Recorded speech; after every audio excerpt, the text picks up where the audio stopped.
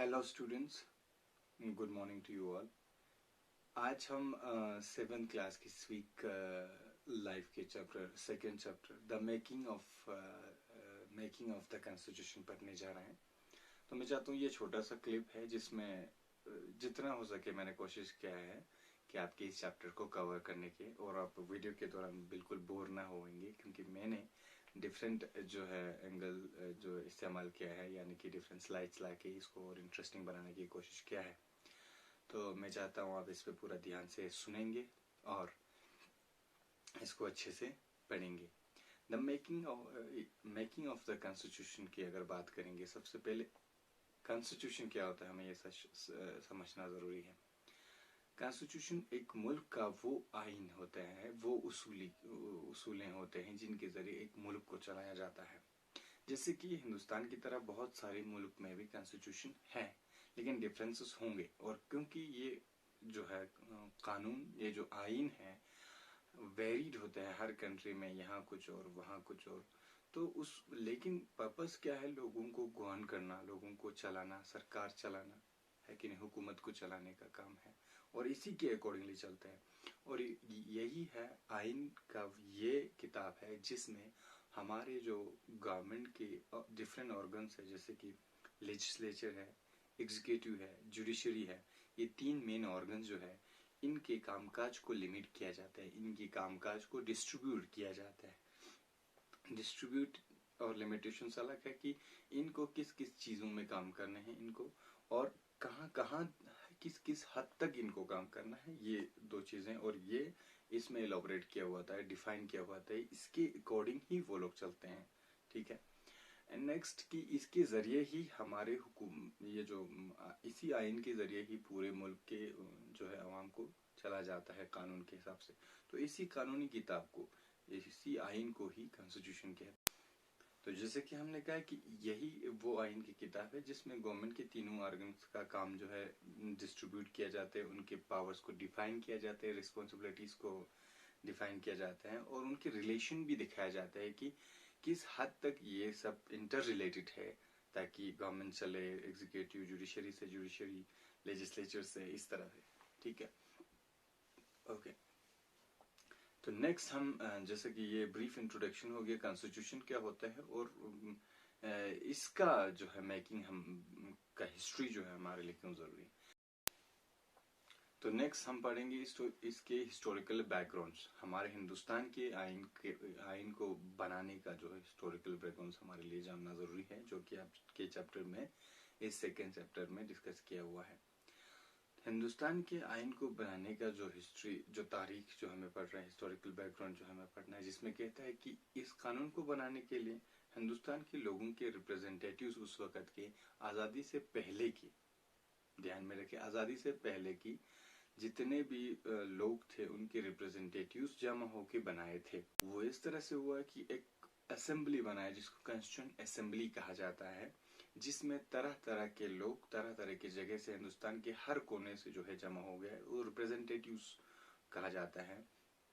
उसमें स्कॉलर्स थे, उसमें नेता थे, उसमें अलग अलग सोसाइटी के जो रिप्रेजेंटेटिव्स थे, उसमें जो है हमारे जैसे कि आज़ादी के दौरान जिन्होंने अंग्रेज़ों से लड़े थे, जिनको हम फ्रीडम फाइटर्स कहते हैं, उसमें कुछ ऐसे नेता फ्रीडम फाइटर्स भी थे।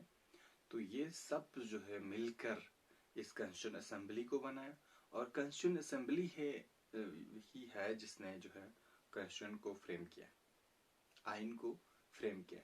और सबसे पहला जो है इनका सिटिंग जो है मीटिंग हुआ, या पहली जो मुलाकात जो कॉन्स्टिट्यूशन पे बात करने के लिए, वो 9 दिसंबर 1946 में ये लोग मिले। ठीक है, सब जमा हो गए कि हमें क्या करना चाहिए, बात क्या, किस तरह से हमारा कानून बनेगा, इतनी लार्ज जो है वास्ट पॉपुलेशन है हिंदुस्तान का, किस तरह से संभालेंगे।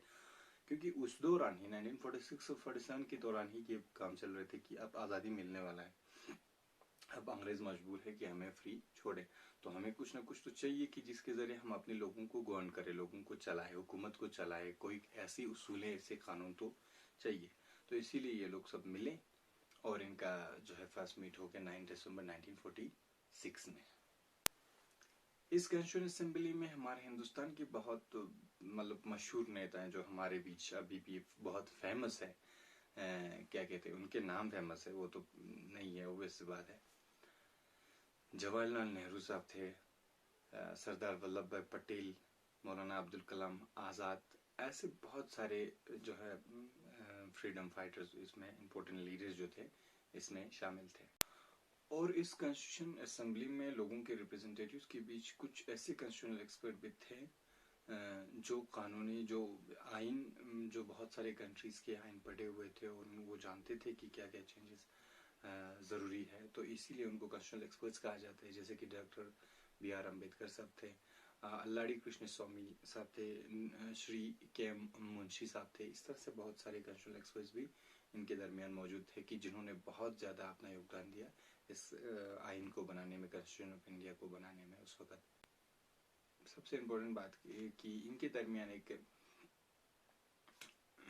फीमेल रिप्रेजेंटेटिव भी था, विजय लक्ष्मी पंडित जो थे, उस में एक फीमेल सदस्य थे उस दौरान का कॉन्स्टिट्यूशन असेंबली की। कि डॉक्टर राजेंद्र प्रसाद जो थे को उनको प्रेसिडेंट बना दिया कॉन्स्टिट्यूशन असेंबली का, कि ये जो कानून बनाने का पूरा असेंबली हो उसका प्रेसिडेंट कौन थे? डॉक्टर राजेंद्र प्रसाद। अब क्या है, अगर कानून बनाना है, सारे मिल गए हैं और डिस्कस करना है, और डिस्कस करके जो नतीजे निकलेंगे ये चीज़ें हमारे लिए लाना ज़रूरी है, चेंजेस लाना ज़रूरी है, ये इंक्लूड करना ज़रूरी है बोल के, तो उनको ड्राफ्ट करना भी ज़रूरी है, उनको लिखना भी ज़रूरी है, ताकि एक किताब की तरह फ्रेम हो, एक आइन की तरह फ्रेम कर पाए। तो इसके लिए एक ड्राफ्टिंग कमेटी भी बनाया जो इनको लिखेंगे, रिकॉर्ड करेंगे, और उसका प्रेसिडेंट डॉक्टर B.R. अम्बेडकर को बनाया गया। उनके अंडर जो है ड्राफ्टिंग होगा पूरे कॉन्स्टिट्यूशन का, जितने भी टाइम लगेंगे, जितने भी दिन लगेंगे, और जितने भी डिस्कशंस किए जाएंगे उनके। इसको लेंथियस्ट कॉन्स्टिट्यूशन क्यों ना कहा जाए, क्योंकि इसको लिखने में ही, ड्राफ्टिंग में ही 3 साल इसको फाइनलाइज करने में, कि हाँ भाई फाइनल जो है ये हो गया है, तैयार होके जब दिया था उसके लिए 3 साल लगे थे।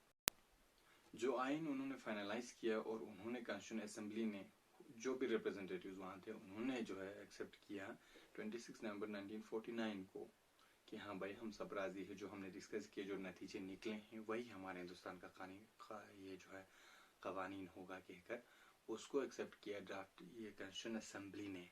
ध्यान करें 26 नवंबर 1949 को कॉन्स्टिट्यूशन असेंबली ने एक्सेप्ट किया, और इसके बाद फोर्स में आया पूरे कंट्री में जब चला वो था 26 जनवरी 1950 को, ये जो है पूरा, जिसके तहत इसी कानून के इसी उसूलों के तहत हमने हमारे जो है मुल्क को चलाया गया। वो डेट था 26 जनवरी 1950। तो रही बात कानून को बनने का और इसके मेकिंग का, तो सबसे पहला जो इस कानूनी किताब में जो आइन के जो शुरुआत होता है, the preamble of the constitution. The preamble यानी कि इंट्रोडक्शन को कहते हैं, इंडेक्स को कहता है, या किसी किताब के जब कंटेंट आप देखते हैं, कंटेंट जिसमें हर चैप्टर का जो है लिस्ट दिया गया होता है, कौन से पेज पे कौन सा चैप्टर है, इसके बाद ये ना सीक्वेंस में दिया गया होता है। अगर हम किसी स्पेसिफिक टॉपिक को पढ़ना चाहते हैं तो हम कंटेंट को देखकर डायरेक्ट वहां जा सकते हैं, और किताब के प्रीफेस और कंटेंट में ही पता चलता है किताब किस चीज के बारे में बात करते हैं। तो इसी तरह इस कॉन्स्टिट्यूशन का भी, हिंदुस्तान के इस आइन का भी एक फ्रंट पेज है जिसके जरिए हमें पता चलता है ये इस आइन की किताब में क्या क्या डिस्कस किया हुआ है, ये किस किस आइडियोलॉजी को जो है क्या कहते हैं फॉलो करता है, बेस्ड है, किन किन चीजों पे बेस्ड है बोल के। तो यही है एक जो है ओपनिंग जो हमारा पेज है वो प्रियम्बल है, और इसी प्रेम्बल में ये भी बेस्ड होता है, ये भी लिखा होता है कि इसके एम्स एंड ऑब्जेक्टिव्स क्या हैं, और उसके लिए सोसाइटी को कितना कोशिश करना चाहिए, किस तरह इसको अचीव किया जा सकता है। प्रियम्बल को यूं लिखा गया है हमारे कॉन्स्टिट्यूशन के फर्स्ट पेज पे, और इसमें बाकायदा एक लाइन लिखा हुआ है जिसमें कहा है कि 26 नवंबर 1949 को हम जो है मेंबर्स ऑफ कॉन्स्टिट्यूशन असेंबली इस चीज को एक्सेप्ट करते हैं जो भी हमने इसमें लिखा हुआ है, और हमने खुद को एक कानून दिया गया है कहकर, उसमें क्या है एक बाकायदा एक कैपिटल एक लेटर में, जैसे कि मैंने आपको दिखाया उसमें लिखा गया है ये भी मेंशन कर रहा है कि इस डेट को हमने इस कानून को एक्सेप्ट किया है। जो है मेकिंग हिस्ट्री पढ़ने के बाद और प्रियम्बल पढ़ने के बाद हमें कॉन्स्टिट्यूशन के दो पर्पस इसमें क्लियर हो जाते हैं।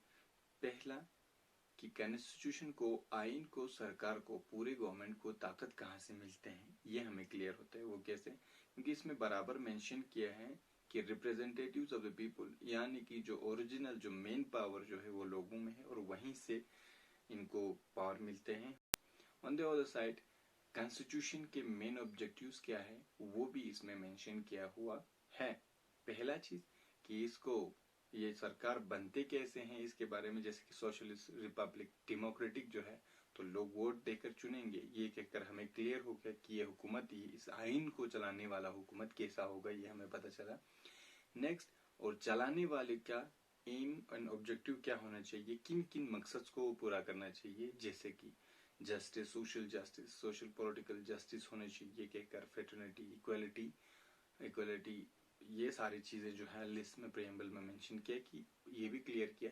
और तो थैंक यू सो मच। और जो इम्पोर्टेंट टर्मिनोलॉजीज है, कॉन्स्टिट्यूशन क्या होते हैं, प्रियम्बल क्या होते हैं, उनको आपको का ध्यान चाहता हूँ। फिर एक बार, कॉन्स्टिट्यूशन वो बॉडी ऑफ लॉ होता है जिसकी वजह से एक कंट्री को चला जाता है, लैंड ऑफ द लॉ होता है। प्रियम्बल इंट्रोडक्शन को कहा जाता है, यानी कि कॉन्स्टिट्यूशन की इसमें ये वो बेसिक, वो मेन पेज है जिसपे कॉन्स्टिट्यूशन के बारे में, मेन इसके एम्स एंड ऑब्जेक्टिव्स के बारे में प्रॉपर्ली मेंशन किया हुआ है, इसीलिए इसको प्रियम्बल कहा जाता है। सोशलिस्ट डेमोक्रेटिक रिपब्लिक कहकर हमने उसमें सुना प्रियम्बल में, तो सोशलिस्ट वो सोशल आइडिया जो सोशल एंड इकोनॉमिक इक्वलिटी के बेस पे हो, उसको सोशलिस्ट कहा जाता है। तो इंडिया इस पे भी बिलीव करता है कि सोशल इकोनॉमिक इक्वालिटी हो इंडिया में, बड़े छोटे का डिफरेंसेस ना हो, सबके बराबरी हो। सॉवरेन इसलिए कहा गया है, सॉवरेन वो टर्म है, इंटरनल भी आजाद है, खुद अपने हिसाब से डिसीजन ले सकते हैं गवर्नमेंट जो है। एक्सटर्नल उन पे प्रेशर भी नहीं है, बाहर का कोई कंट्री का इन्फ्लुएंस नहीं। फ्रेंचाइज, लोगों के वोट देने का हक और खुद के रिप्रेजेंटेटिव्स चुनने का हक को कहा जाता है franchise. Thank you so much. ये ब्रीफ एक वीडियो था, अगर और समझ में नहीं आया तो इन डिटेल सोशलिस्ट को, सेक्युलरिज्म को, सॉवरेन को हम फिर से डिस्कस करेंगे नेक्स्ट पार्ट में। तब तक के लिए थैंक यू सो मच।